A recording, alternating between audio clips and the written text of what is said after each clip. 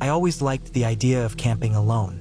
The silence, the distance from the noise of the city, and the feeling of self-reliance. It all felt appealing to me.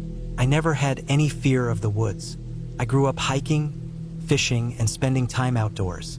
The way some people were afraid of the dark or deep forests never made sense to me. But this trip changed that. I had planned everything. I packed enough food for 3 days, a good tent, a reliable knife, my rifle, just in case, and enough water to last if I couldn't find a stream. The location was about 20 miles from any town, deep in a stretch of national forest that few people ever explored. I wanted to be alone, away from the world. That was the plan. The first day was perfect. I set up my tent in a small clearing beside a slow-moving creek. The sound of water flowing over rocks was calming. I built a fire, cooked a small meal, and sat by the flames as the sky turned black above me. I slept easily that night, with nothing but the sounds of nature around me. The second day, I hiked deeper into the forest, following no particular path. I had my GPS and a compass, so I wasn't worried about getting lost. The trees were thick, towering above me, blocking out most of the sky. The forest floor was damp, covered in layers of leaves, broken twigs, and patches of moss. Every now and then, I'd hear the rustling of small animals in the undergrowth. Nothing out of the ordinary, but something changed in the late afternoon. I was about 5 miles from my camp when I noticed something odd. The forest had gone silent. No birds, no insects, no movement. The air felt heavier, and an uneasy feeling settled in my stomach. I stood still, listening, but there was nothing. Just a thick, unnatural quiet. Then I saw it. A tree, about 50 feet ahead of me, had deep gouges running down its bark. The cuts were clean, almost too clean, like something had carved into it with purpose. I stepped closer and ran my fingers along the grooves. The wood was fresh, pale beneath the dark bark, and there were small strands of something caught in the cuts, dark, coarse hair. I looked around, suddenly aware of how alone I was. The feeling didn't go away as I made my way back to camp. If anything, it got worse. Every now and then, I'd stop, convinced I'd heard something behind me, a crack of a branch, a shuffle of leaves. But every time I turned, the forest was still. By the time I reached my campsite, the sun was setting. I hurried to get a fire going. The flames helped, but I couldn't shake the feeling that I was being watched. That night, sleep didn't come easily. I lay in my tent, listening. The usual sounds of the forest had returned. Crickets, distant hoots of an owl, the rustling of trees in the wind. I told myself I had overreacted earlier. Maybe the scratches were from a bear. Maybe I was just tired. Then, sometime past midnight, I woke up. Something was moving outside my tent. It wasn't the cautious steps of a deer or the scurrying of a raccoon. It was slow, deliberate. My rifle was next to me, and I grabbed it, my heart pounding. I didn't move, didn't breathe. I just listened. The footsteps circled my tent. Once, twice, then silence. I waited, gripping my rifle, listening so hard my ears hurt. Then, in the faint glow of the moon through the fabric of my tent, I saw a shadow, a shape, tall, standing just beyond the thin wall of nylon. I didn't move. I didn't blink. I just watched. Then, as slowly as it had come, the shadow disappeared. I stayed awake until the first light of dawn. I didn't hear anything else, but I didn't dare step outside until the sky had turned a dull gray. When I finally unzipped the tent and stepped out, I saw them. Footprints. They weren't mine. They circled my tent, just like I'd heard. They were human, barefoot.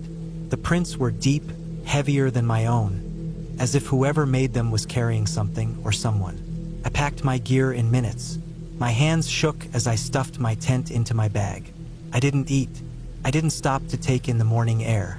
I just started walking, rifle in hand, moving fast, not stopping, not looking back. The feeling of being watched never left me. Even now, as I sit here, writing this, I can still see those footprints in my mind. I can still hear those slow, circling steps. And I still wonder, late at night, if whatever was out there that night is still watching, waiting for someone else to camp alone.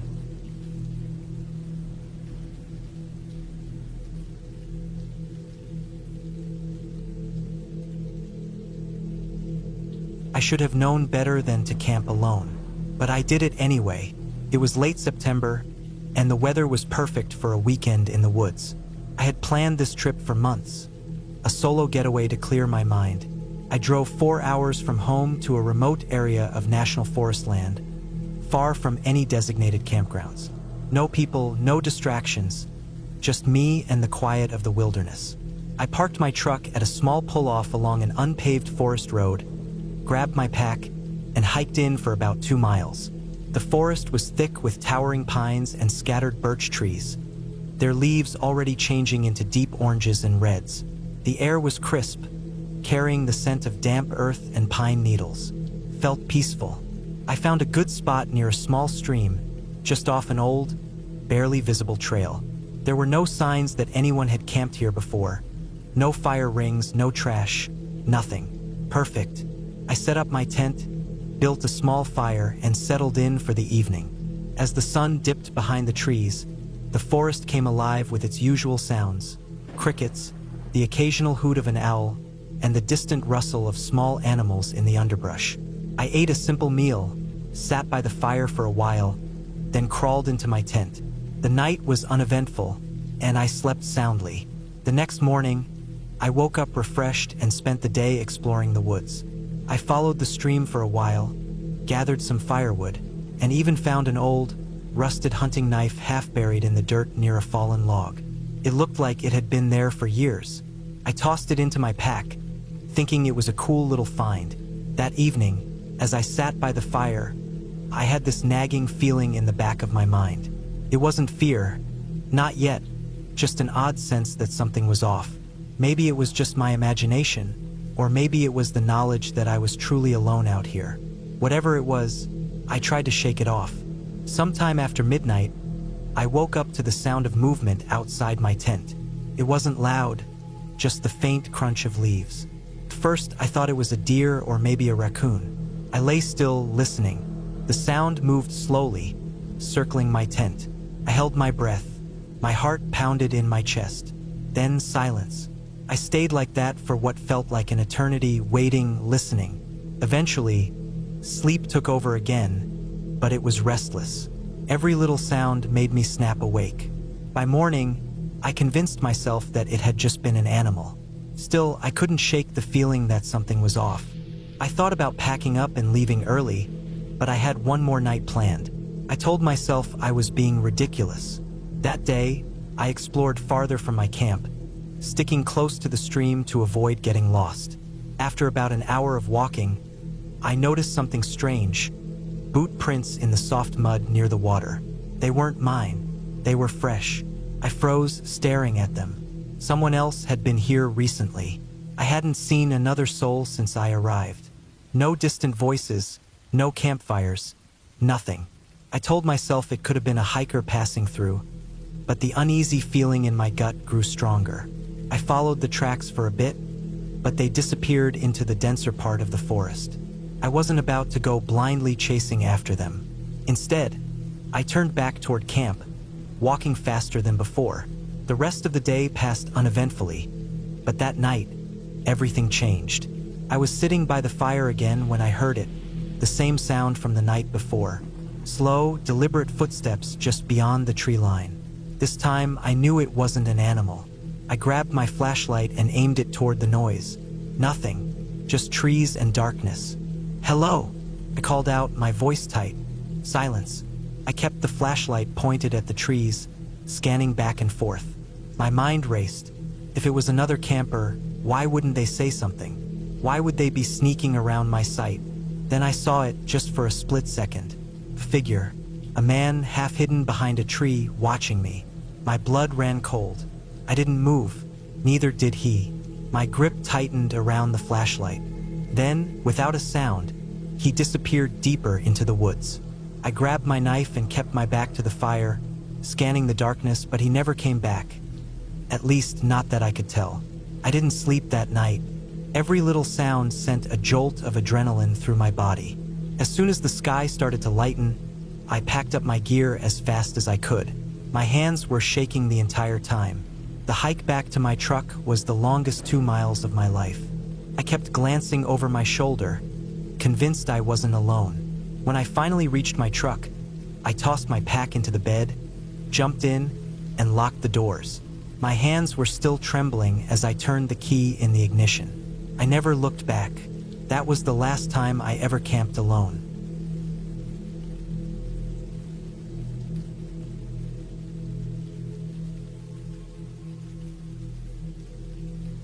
I had been looking forward to this camping trip for weeks. The idea of escaping the city, getting lost in the wilderness, and spending a few nights under the open sky was exactly what I needed. Work had been wearing me down, and I needed a break from the endless noise of traffic, emails, and responsibilities. I wanted silence. I wanted nature. I wanted to feel something real again. I picked a secluded spot deep in a national forest, far from any established campgrounds or trails. I didn't want to deal with noisy tourists or run into families with screaming kids. This was my retreat. I packed everything I needed: a sturdy tent, enough food for 3 nights, water purification tablets, a good knife, my trusty flashlight, and a few extra batteries. I even brought my small camping stove since I didn't feel like making a fire every night. I was prepared. At least I thought I was. The drive took me nearly 5 hours. The last hour was on a dirt road barely wide enough for my truck. Trees loomed on either side, branches scraping against my windows like fingers reaching for me. Eventually, I found a small clearing just big enough to park. From there, I hiked another 2 hours into the woods, moving deeper and deeper until I was sure no one would accidentally stumble across my campsite. I found the perfect spot near a small, slow-moving creek. The water was clear, and the air smelled fresh, free from the pollution I had gotten used to back home. I set up my tent quickly and organized my gear. By the time I was done, the sun was already starting to dip behind the trees. The quiet was almost overwhelming. No cars, no voices, just the occasional rustle of leaves as the wind whispered through the forest. The first night was peaceful. I cooked a quick meal on my stove, ate by the dim glow of my flashlight, and crawled into my sleeping bag early. I listened to the sounds of the forest, the distant hoot of an owl, the chirping of crickets, the occasional snap of a twig somewhere in the darkness.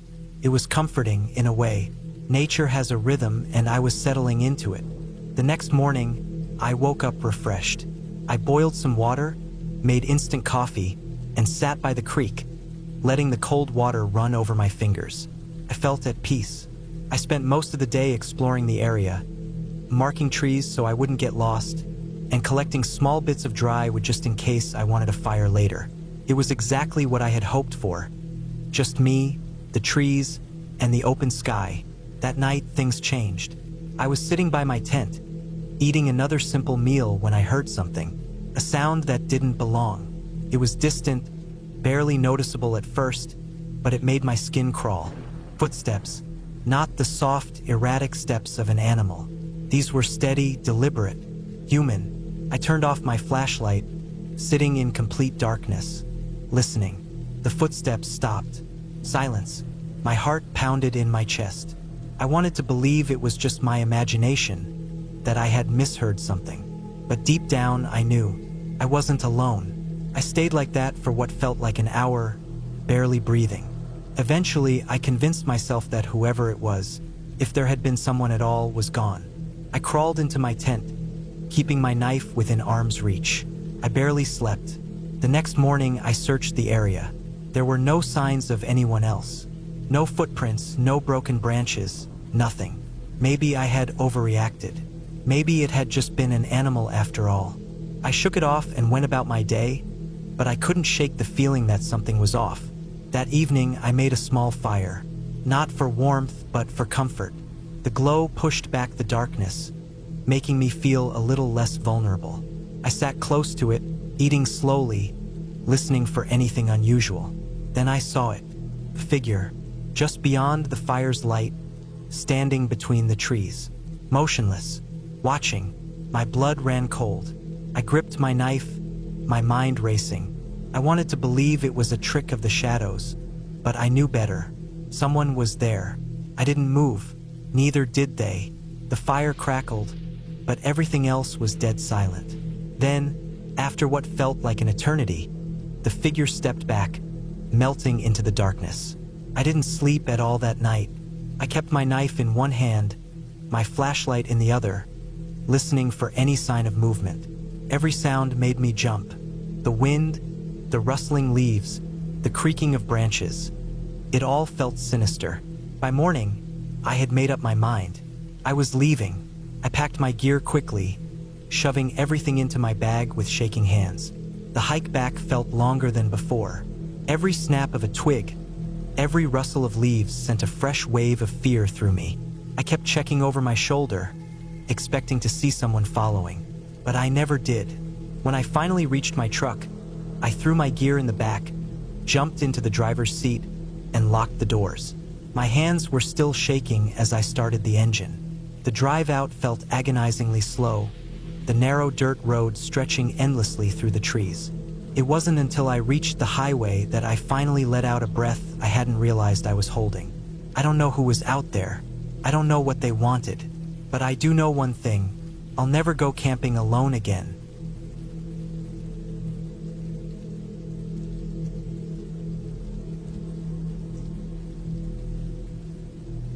I remember the exact moment I realized something was wrong. The way the trees stood too still. The way the night pressed against my skin like a weight I couldn't shake off. It was just supposed to be a solo camping trip. A few days away from the world. A little retreat into the woods. Just me, my gear, and nothing else. I had done this before countless times, but this trip was different. And I felt it from the start. I had driven 3 hours out of the city to a place I had never been before. Somewhere deep in the national forest, where the roads turned to gravel and the cell service disappeared. I had picked this spot because it was isolated, no other campers around, no designated sites, just raw, untouched wilderness. I parked my truck at the end of a faded trail, grabbed my pack, and hiked in about 4 miles before I found the perfect clearing. It was late afternoon when I set up camp. The sky was overcast, gray, the kind of dull color that made it hard to tell what time it really was. I pitched my tent near the tree line, close enough for cover but far enough to avoid falling branches if the wind picked up. I set up my fire pit, gathered some wood, and by the time I was done, the sun was starting to dip below the trees. That's when the first thing happened. I heard something in the distance, a rhythmic sound. It wasn't an animal sound, not a howl or a chirp, not even the rustling of leaves. It was steady, deliberate, like someone knocking on wood. 3 knocks, then silence. I stopped what I was doing, my hands still full of kindling, and listened. The sound didn't come again. I told myself it was nothing. Maybe just a tree creaking, maybe a woodpecker, though it hadn't sounded like one. I let it go. That night, I barely slept. The woods felt wrong, too quiet, like the air itself was holding its breath. I kept waking up, feeling like someone, or something, was watching me. But every time I peeked out of my tent, my fire was still smoldering, my camp untouched. Just the trees, just the dark. Just my mind playing tricks on me. The next day, I went for a short hike, trying to shake the feeling. The woods were thick here, dense with underbrush, but I had my compass, my knife, enough supplies to be safe. I walked a couple of miles before I found something that made me stop in my tracks. A deer carcass. At first, I thought it was just nature doing its thing. Predators hunt, animals die. But something about it made my stomach turn. The deer hadn't been eaten, at least not in the way an animal would do it. Its body was intact, but its head was missing. Not torn off, cut. A clean slice, like something sharp had removed it in one go. The blood had dried, dark against the forest floor, and the smell was thick, rotten. I crouched down, inspecting the wound, but I didn't stay long. The feeling of being watched was back, stronger than before. I turned around and made my way back to camp, faster this time. Every few steps, I glanced over my shoulder, but there was nothing there. Just trees, just shadows. That night, the knocking sound came again. Closer this time. 3 knocks, then silence. I sat up in my tent, gripping my knife, my heart hammering. I wanted to believe it was just my imagination, but the sound was real, deliberate. I didn't move. I didn't breathe. Minutes passed, then an hour, then more, and eventually the sky started to lighten. Whatever had been out there was gone. I packed up at dawn. I wasn't going to stick around another night. Something about this place was wrong, and I wasn't going to push my luck.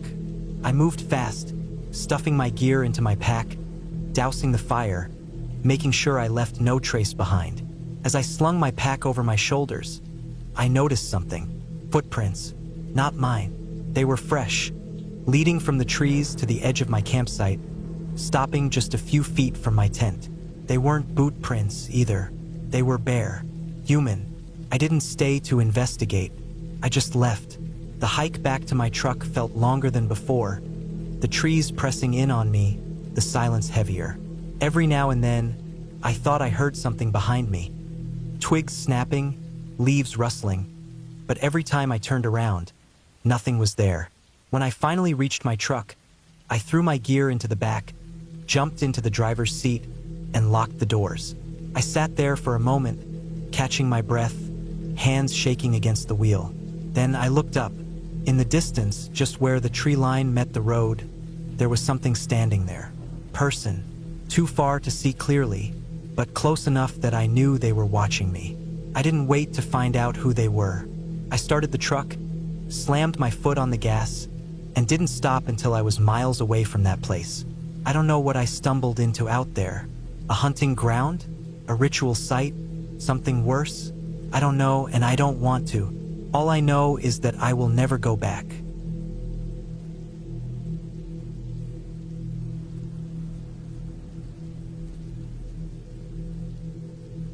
I should have trusted my gut when we drove past the last gas station, the last real sign of civilization, and my stomach twisted in a way that had nothing to do with hunger. I should have paid attention when the road started to shrink, dirt swallowing the last bits of pavement, making the drive bumpier, more uncertain. But I didn't. I told myself it was all part of the experience. That was the whole point of camping, to get away from people, from noise, from distractions.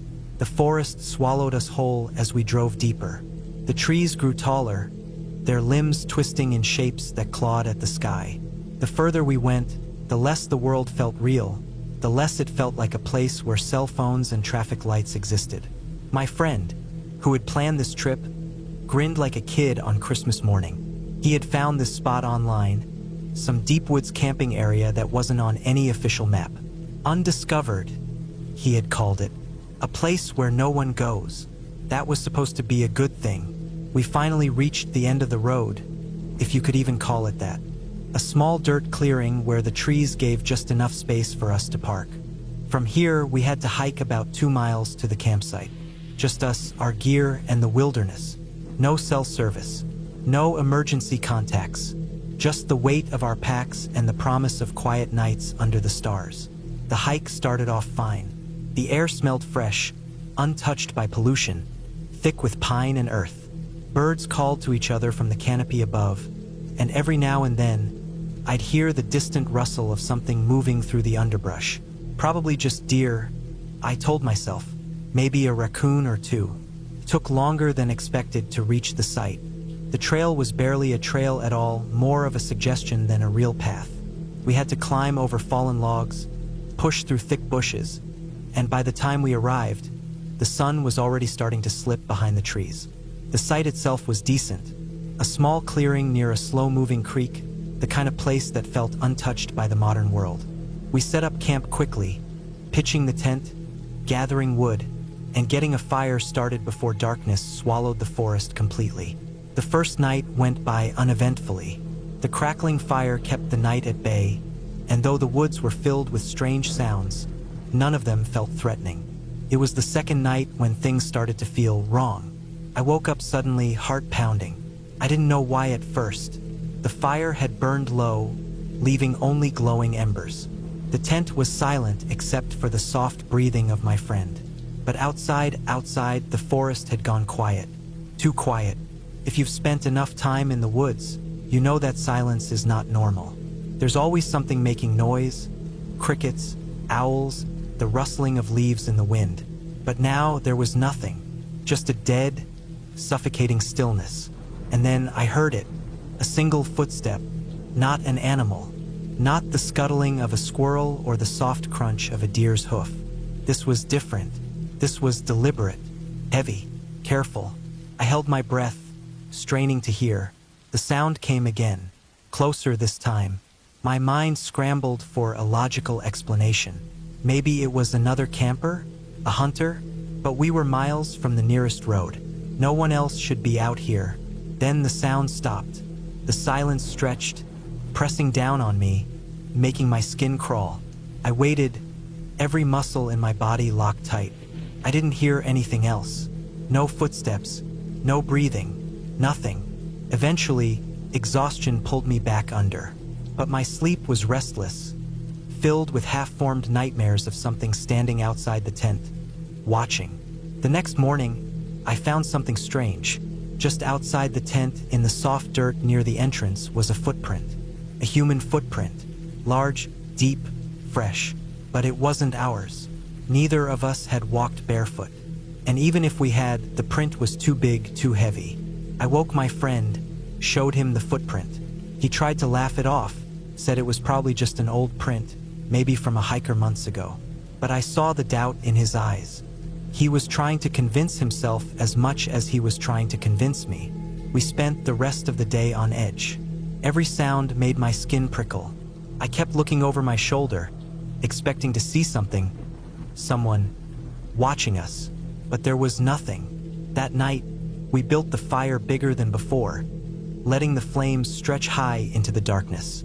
We sat close, the warmth doing little to chase away the cold knot in my stomach. I didn't sleep much. Every time my eyes shut, I'd hear something, a rustle in the bushes, a twig snapping in the distance. My body was wound tight, ready to run at the first sign of danger. Then, deep into the night, I heard it again. Footsteps, closer this time, slow, deliberate. Something was out there circling our camp, watching. My heart pounded so hard I was afraid it would give me away. I didn't dare move. I barely breathed. The footsteps stopped just outside the tent. I could hear it breathing. Then, a long, slow scrape against the fabric. A finger? A knife? My mind went wild with possibilities. And then, just as suddenly as it had started, it was gone. I don't know how long I lay there, frozen, waiting for the next sound. But it never came. By morning, the forest was back to normal. Birds sang. The breeze rustled the leaves. The creek bubbled softly. But there was something new this time. In the dirt near our tent, more footprints. But this time, they weren't just footprints. They formed a circle around our tent. Perfect, deliberate circle. Someone had been watching us. All night. We didn't pack up slowly. We didn't take our time. We threw everything into our bags, kicked dirt over the fire, and practically ran back to the car. The entire hike back, I kept expecting to hear those footsteps behind me, to feel breath on the back of my neck. But we made it. We got in the car. We drove. We didn't stop until we were miles away, back on paved roads, back where cell service worked and other people existed. Only then did we let out the breath we'd been holding. We never talked about it after that. Never tried to explain it. Some things don't need answers. Some places aren't meant to be found. And some people, whoever they are, don't want to be disturbed.